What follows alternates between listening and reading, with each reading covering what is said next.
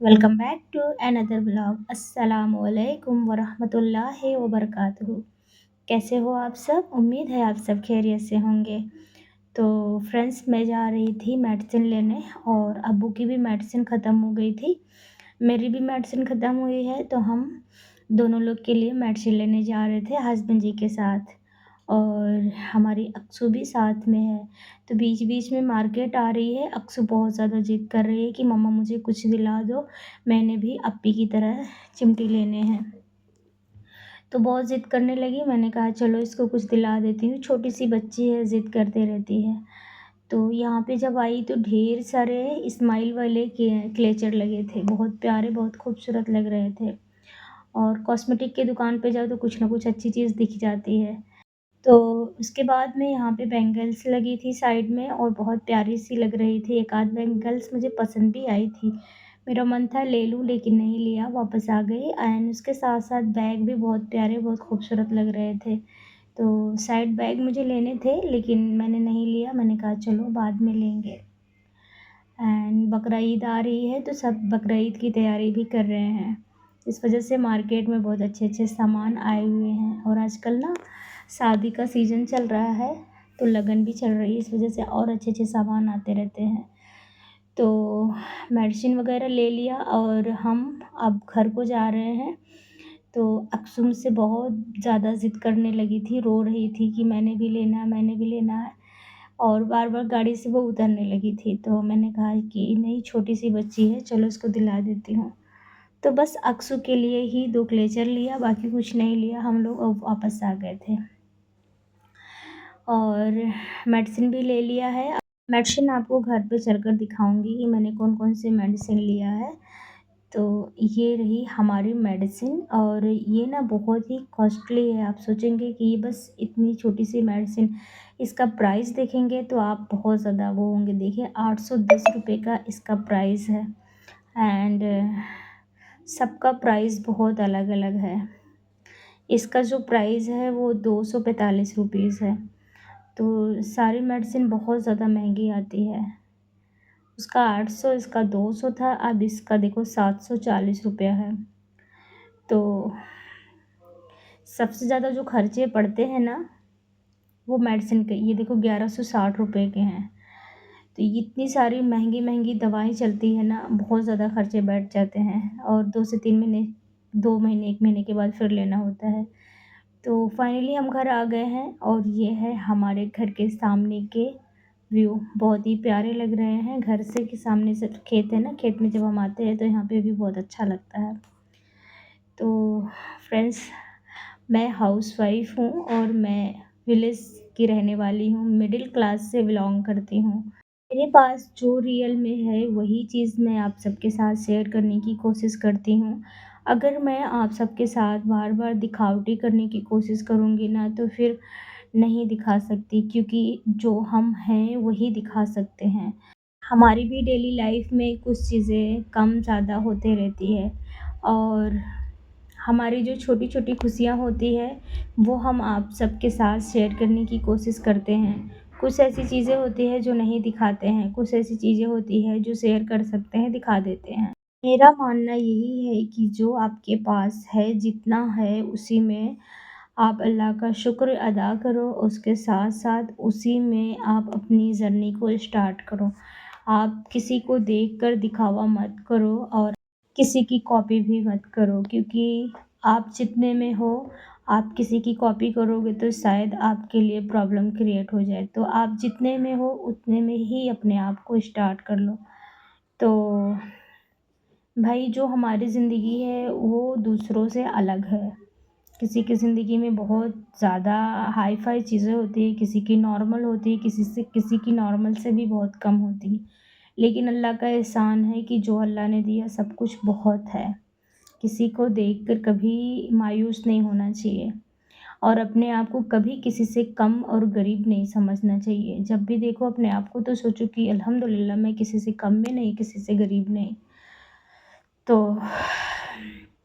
आप जहाँ से हो, जो भी स्टार्ट करना चाहते हो, आप अपनी जर्नी को स्टार्ट कीजिए, बिल्कुल बिना सोचे समझे। आप टेंशन बिना लिए स्टार्ट कीजिए। जो आप हो, जहाँ से हो वहीं से स्टार्ट करते हो ना, तो आप की वही जर्नी आगे चल के बहुत बड़ा मुकाम लेके आती है। तो फ्रेंड्स, यहाँ पे ना मैं बनाने जा रही हूँ खाना, और यहाँ पे खाने की तैयारी कर रही हूँ। तो ये मेरे पास बेसन रखा हुआ था, और ये बेसन का मैं बैटर तैयार कर रही हूँ, और मैं क्या करूँगी आप सबको अभी आगे दिखाती हूँ। तो इसमें थोड़ी-सी मिर्ची ऐड करूँगी, और ये हल्दी पाउडर और नमक, ये सारा चीज़ मैंने ऐड कर लिया है। अब इसको खूब अच्छे से बैटर तैयार कर लूँगी। और ये चीज़ ना मैं जब अपने घर पे रहती थी ससुराल मायके में, तो मुझे ये चीज़ नहीं आती थी। ये सारी चीज़ें मैंने अपनी ससुराल में आके सीखा।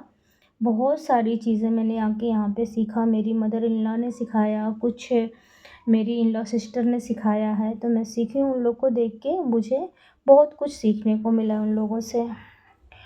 क्योंकि सबका कुकिंग करने का जो तरीका होता है वो डिफरेंट होता है। मेरा कुछ अलग था, उनका कुछ अलग है।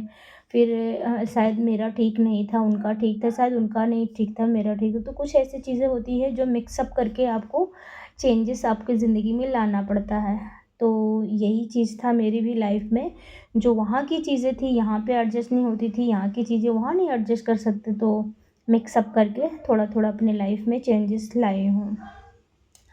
और यहाँ पे ना मैं बूंदिया छान रही हूँ, यानी कि सेव छान रही हूँ। और सेव छानने के लिए मेरे पास कोई मेकर वगैरह नहीं है, बस मैं जुगाड़ से ही काम कर रही हूँ। यही चीज़ मैंने अपनी सिस्टर इन लॉ से भी सीखा था, मदर इन लॉ से सीखा है। और मेरी मदर इन लॉ ने मेरे लिए बहुत सारी चीज़ें, जैसे कि मैं कुकिंग तो कर लेती थी, लेकिन यहाँ पे जब आई तो बहुत सारी चीज़ें नहीं कर पाती थी। तो मेरी मदर इन लॉ कुकिंग नहीं करती थी, लेकिन वो कुकिंग की हर एक चीज़ बहुत बारीकी से जानती थी कि क्या चीज़ कब कितना डालना है, कैसे उतारना है, कितने पे रखना है। हर एक चीज़ का उनको बहुत अच्छा अंदाज़ा था, और है भी, अभी भी है। तो उनसे कुछ चीज़ें मुझे सीखने को मिली, और मैं सीखी। तो यहाँ पे ना चम्मच से जब सेव को झाड़ना होता है तो चम्मच से झाड़ते हैं, जो जाली वाली चम्मच होती है, तो उससे झाड़ते हैं। और मैं इससे कभी झाड़ नहीं पाती थी। जब भी झाड़ती थी ना, तो वो जो बैटर था वो बहुत थिक रहता था, तो जब झाड़ती थी तो झड़ता ही नहीं था, और चम्मच में लग जाता था। वही चम्मच मैं ऑयल में डाल देती थी, तो वो चम्मच में जो बेसन लगा रहता था वो ऑयल की वजह से चिपक जाता था, फिर वो छुपता ही नहीं था। तो ऐसे में ना बहुत सारे बर्तन भी ख़राब हो जाते थे मेरे, बेसन बहुत सारे ख़राब होते थे, बहुत सारा नुकसान हो जाता था, और काम भी बहुत ज़्यादा बढ़ जाता था। तो लेकिन मैंने ना ट्राई करना बंद नहीं किया। बस धीरे-धीरे, थोड़ा-थोड़ा करके जब भी कभी बनाती थी तो ऐसे ही ट्राई करती रही। धीरे-धीरे समझ में आया कि जो ये चम्मच है, इस चम्मच से सिर्फ़ हम सेव झाड़ सकते हैं, इससे छान नहीं सकते, क्योंकि इसमें बेसन लगा रहेगा और ऑयल में जाएगा तो वो पक जाएगा, चिपक जाएगा। तो यहाँ पे जब भी हमें सेव छानना होगा ना, तो हमें 2 चम्मच का इस्तेमाल करना होगा, या फिर उसी चम्मच को धुल के फिर इस्तेमाल कर सकते हैं। तो मेरे पास एक लकड़ी की चम्मच थी, उसमें 6-7 होल थे, और मैंने कहा थोड़ा-सा तो ही छानना है, 2-4 बार में हो जाएगा। तो मैं अपनी लकड़ी की चम्मच से ही ट्राई कर रही थी, और बहुत ही ईज़िली बन गया था।